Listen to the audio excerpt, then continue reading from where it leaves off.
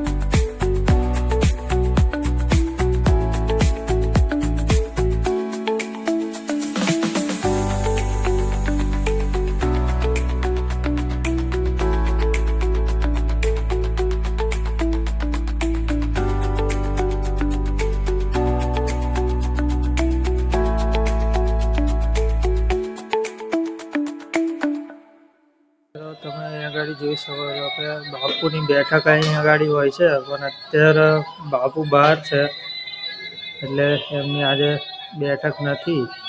બાકી બાપુ અહીંયા આગળ જ છે।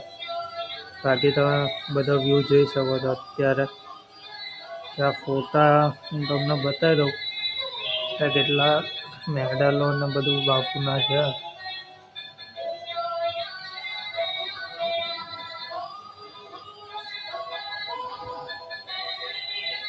અને અમારા દાદા